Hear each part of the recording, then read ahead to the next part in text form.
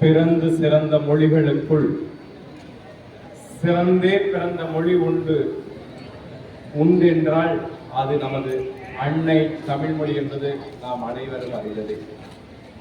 இப்படி இந்த தமிழ் மொழிக்கு பெருமை சேர்க்கும் விதமாக ஏன் இந்த காலகட்டத்தில் மொழி வளர்ப்பு இருக்கின்ற இந்த மொழி வளமையை செழுமையாக்க வேண்டிய சூழ்நிலை இருக்கிறது என்பது ஒரு சில விஷயத்துக்கு நான் வரேன். அதுக்கு முன்னாடி இந்த நம்முடைய ஒட்டமத்தை பள்ளிப்பாளையம் அரசு ஆண்கள் மேல்நிலைப் பள்ளியில் இது மாதிரி ஒரு நிகழ்விற்காக இசைவு தெரிவித்து இந்த பள்ளியினுடைய மாணாக்கர்களையும் எங்களை போன்ற சமூக ஆர்வலர்கள் இதெல்லாம் செய்தாலும் கூட அதற்கும் கூட அங்கீகாரம் செய்து இந்த இடத்துல இந்த ஒரு நல்ல நிகழ்வுக்கு வாய்ப்பளித்த பள்ளியினுடைய தலைமை ஆசிரியர் அவர்களுக்கும், அத்தோடு இந்த பள்ளியின் முதல் மாணவனாக தேர்ச்சி பெற்ற அந்த மாணவனுக்காக மட்டுமல்ல, இந்த வகுப்பறையில் இருக்கக்கூடிய அத்தனை மாணவ மாணவிகளுக்கு கூட அவங்களுடைய தமிழினுடைய அந்த அறிவு என்பது நிறைய புகட்டி இருக்கிறதன் விளைவாக இந்த அளவுக்கு அந்த மாணவ செல்வங்களுக்கு கிடைச்சிருக்குது.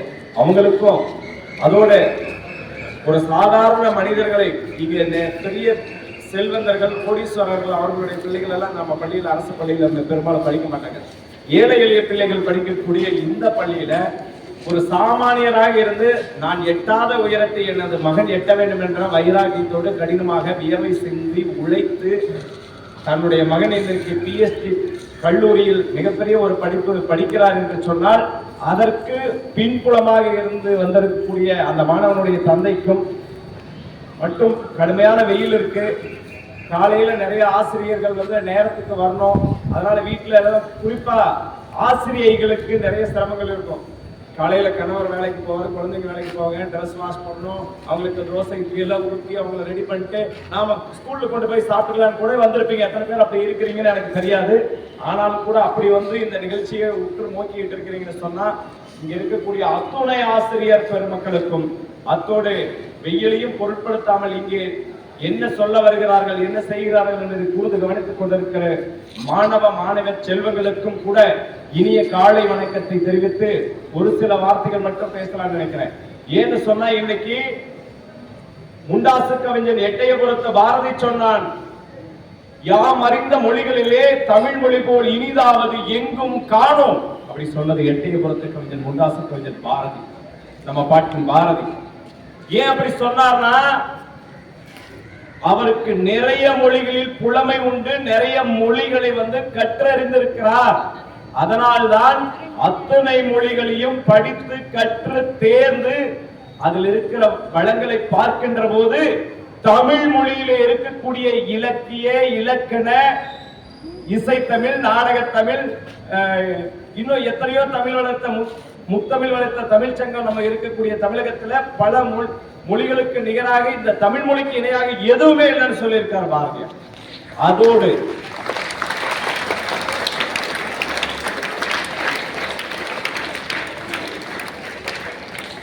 அதற்கும் ஒருபடி மேல போய் நமது பாவேந்தர் பாரதிதாசன் அவர்கள் சொல்லி இருக்கார், தமிழுக்கும் அமுதென்று பேர், அந்த தமிழ் எங்கள் உயிருக்கு நேர். உயிரை விட மேலானது நம்முடைய தமிழ் மொழி என்பதை பாரதிதாசன் நமக்கு சொல்லி இருக்கிறார்.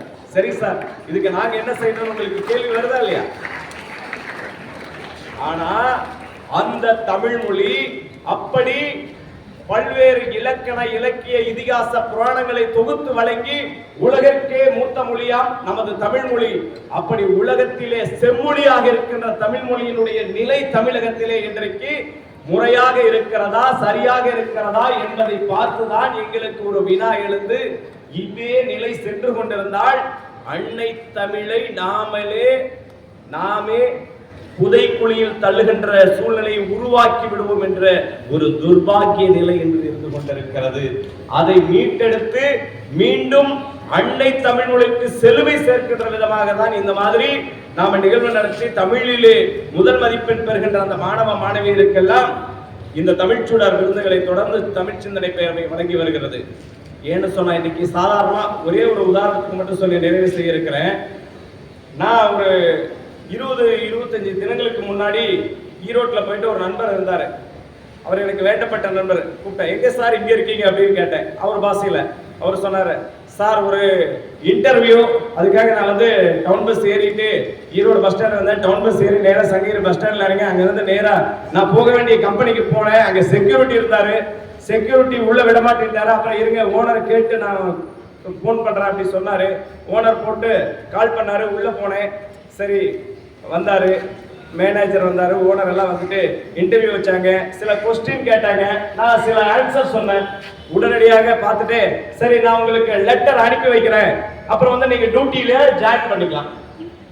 தமிழ் படும் பாடு இன்றைக்கு இப்படித்தான் இருக்கிறது. ஆகவே நான் சொல்றேன், இன்னைக்கு இருக்கிற அத்தனை பேருக்கு நமக்கு தெரியும், ஒரு தேநீர் கடையில், அதாவது சொன்ன நம்ம பாஷையில் சொல்ல, டீ கடையில போய் தேநீர்னா எளிமையா கேட்டோம்னா, அண்ணே ஒரு தேநீர் தாங்கண்ணே அப்படி கேட்டா, அதெல்லாம் நம்ம கடையில் இல்ல போங்க. சரி ஒரு குழம்பியாவது கொடுங்க அப்படின்னு கேட்டா, அதெல்லாம் இங்க விற்கிறதே கிடையாது. சரி டீ இருக்குங்களா, அது இருக்கு, அப்படி தமிழ்ல கேளுங்க. நிலைமைய பாத்தீங்களா?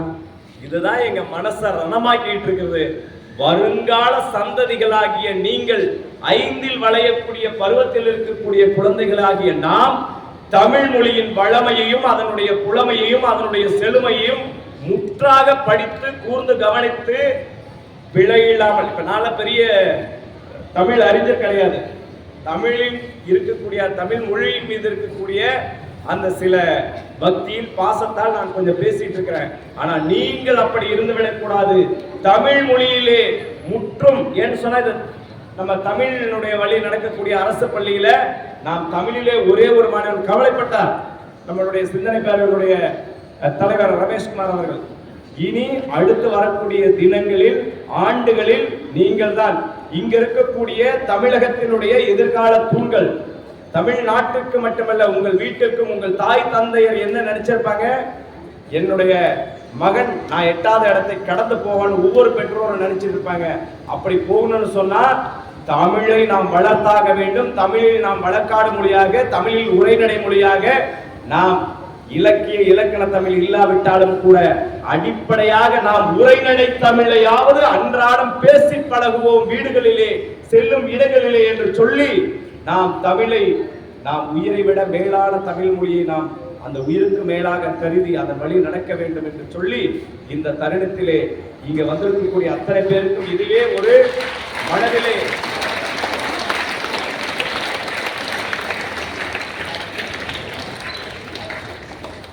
ஒரு சங்கல்பமாக, மனதிலே ஒரு சங்கல்பமாக இன்று முதல் நான் வீட்டிலே டீ அப்படின்னு சொன்னா நான் தேநீர்னு சொல்லுவேன், காப்பின்னு சொன்னா குழம்பின்னு சொல்லி பழகுவேன், தண்ணீர் சுடுதண்ணீர் சொல்றதுக்கு வெந்நீர்னு சொல்லுவேன். இப்படி சின்ன சின்ன வார்த்தைகளை நாம் வந்து செல்லும் இடமெல்லாம் பேசி பழகுவோம். சைக்கிளுக்கு மிதிவண்டின்னு சொல்லுங்க, காருக்கு மகிழ்ந்து சொல்லுங்க. சின்ன சின்ன வார்த்தைகளை நாம் இன்று முதல் நம் மனதிலே மாற்றங்களை உருவாக்கி கொண்டால் எதிர்கால இந்த அன்னை தமிழ்நாட்டில் செந்தமிழ் நாடினும் போதினிலே இந்த தேன் வந்து பாயுது காதினிலே என்று சொன்னானே அப்பன் முண்டாசு கவிஞர் பாரதி. அந்த நாம தமிழன் என்று சொல்லடா, தலை நிமிர்ந்து நில்லடா என்று சொன்னார்கள். அப்படி நாம் தமிழ் மொழியை கற்று உலகில் எங்கு போய் நின்றாலும் கூட நான் தமிழன், என்னுடைய மொழி தமிழ் என்பதை உரைக்க சொல்லும் விதமாக நம்மளுடைய செயல் அமைய வேண்டும் என்று இந்த நல்ல தருணத்திலே கேட்டு வாய்ப்பளித்த நல்ல உள்ளங்களுக்கு நன்றி பாராட்டி இடம் சார்கிறேன். நன்றி, வணக்கம். நான் பள்ளி